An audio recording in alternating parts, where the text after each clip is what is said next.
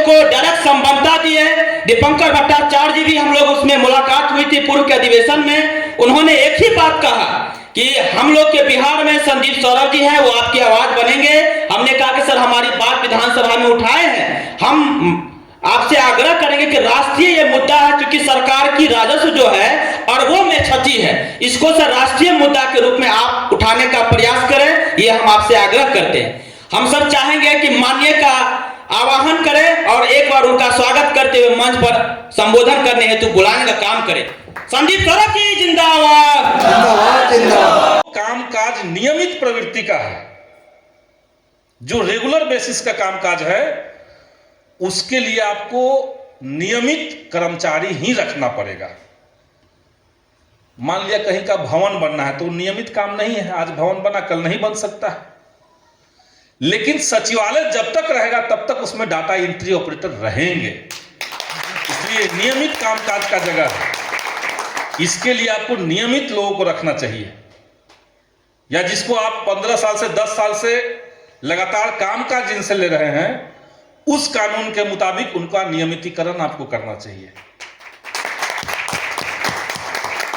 ये सिर्फ मामला कुछ लोगों के न्याय का नहीं है, बल्कि अर्थशास्त्र की दुनिया में अगर आप प्रवेश करेंगे तो इससे सरकार का दिखने में लगता है कि सरकार को कुछ राजकोषीय बोझ बढ़ जाएगा सरकार के ऊपर अगर सबको परमानेंट कर दिया तो।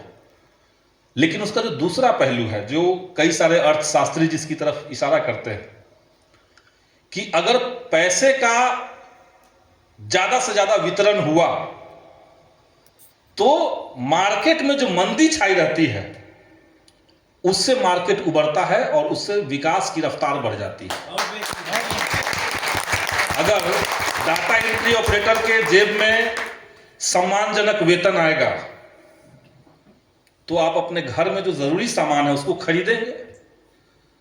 खरीदेंगे तो मान लिया टीवी और फ्रिज आपने खरीद लिया तो उससे टीवी फ्रिज के मार्केट में जो मंदी छाई हुई है उसका उभार होगा, वो मंदी से वो बाहर निकलेगा। तो ये अर्थशास्त्रियों का कहना है कि पैसे का डिसेंट्रलाइजेशन, विकेंद्रीकरण, लेकिन सरकार का जो पॉलिसी है और खास करके पिछले 10 सालों में जो हम देख रहे हैं कि नुकसान देश के ऊपर आया तो नुकसान का विकेंद्रीकरण कर दो, सबको नुकसान सहना पड़ेगा। कोरोना लग गया, लॉकडाउन हो गया, सबको नुकसान सहना पड़ा, लेकिन मेहनत का जो प्रॉफिट है उसका केंद्रीकरण। तो ये जो ठेका पट्टा सिस्टम है ये वही उसी का नतीजा है। जैसे हम लोग जब विश्वविद्यालय में पढ़ते थे तो हम लोगों ने एक लंबी लड़ाई लड़ी थी। दिल्ली के जवाहरलाल नेहरू विश्वविद्यालय में हम लोगों ने एक कर्मचारियों का यूनियन बनाया था और वहां भी हमने देखा कि प्रशासन जो है वो एक कर्मचारी के ऊपर 23,000 रुपए देता था। उनका वेतन 23,000 रुपए प्रशासन ने दिया, यूजीसी ने भी यूनिवर्सिटी को दिया 23,000। लेकिन एक ऐसी कंपनी जिसके मालिक को यह पता नहीं कि कोई राजेश कुमार नाम का एक कर्मचारी उनके लिए काम कर रहा है और उस राजेश कुमार को 10,000 मिल रहा है और 13,000 उस कंपनी को जा रहा है। कंपनी के मालिक को नहीं पता है कौन उसमें काम कर रहा है कौन नहीं कर रहा है। उसने कहीं पे ऑफिस बना लिया, उसने कुछ पैसे दिए, उसको कॉन्ट्रैक्ट मिल गया और उसके बाद लोगों के श्रम की लूट बदस्तूर जारी है। तो ये तो बेल्ट्रॉन का मामला आप लोगों ने कहा था, हमने विधानसभा के अंदर मुद्दा उठाया भी था और हमने लिखित में भी एक सवाल दिया था। लेकिन दुर्भाग्य की बात है कि विधानसभा के सत्र को जब छोटा किया गया तो सूचना एवं प्रावैधिकी विभाग जो पहले 3 दिन होना था उसको 1 दिन कर दिया गया और उसी में मेरा सवाल, जो कि 1 दिन में 2 सवाल होता है, 3 दिन में 6 सवाल हमने दिया था, तो 2 सवाल हमने दिया था डाटा एंट्री ऑपरेटर के लिए। लेकिन इन लोगों ने जब समय कम किया तो मेरे दोनों सवाल को इन लोगों ने खत्म कर दिया और इसलिए मुझे विधानसभा के अंदर ये बात उठानी पड़ी। हम बस ये सरकार से जानना चाहते हैं कि आखिर किस कारण से देश के माने बिहार के भीतर राजकोषीय घाटा सहते हुए भी ये नीति जारी है, जबकि बेल्ट्रॉन के प्रबंध निदेशक ने 1 बार नहीं 2 बार बहुत खुल करके कहा कि अगर इनके वेतन का भुगतान सरकार खुद अपने तरीके से करे, विभाग अपने तरीके से करे, तो अरबों रुपए की बचत होगी। इसके बावजूद ये चल रहा है। तो ये सिर्फ इसलिए चल रहा है क्योंकि परमानेंट कामकाज सरकार नहीं चाहती है।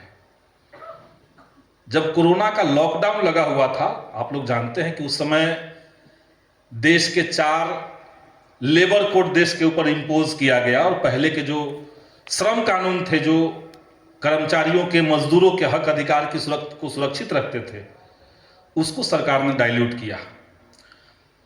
आप लोग जान लीजिए कि एक देश के सामाजिक गणना हमने किया है, इतनी गरीबी बिहार में है, फलाने जाति का है, फलाने समुदाय का इतना संख्या है, हम आरक्षण का दायरा बढ़ा रहे हैं। आउटसोर्सिंग एजेंसियों में कौन सा आरक्षण पालन हो रहा है? कहीं नहीं हो रहा है।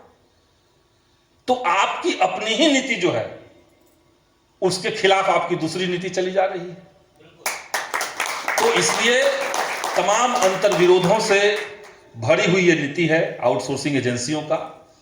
और हमने भी तय किया है, माले की जो बैठक हुई है उसमें हमने तय किया था कि इस मुद्दे को लेकर के सड़क से लेकर के सदन तक पूरे तर्क के साथ, पूरे तेवर के साथ और आप जैसे तमाम साथियों के मजबूत समर्थन के साथ हम लोग संघर्ष करेंगे और इस सरकार की पॉलिसी को अंत में झुका करके मानेंगे।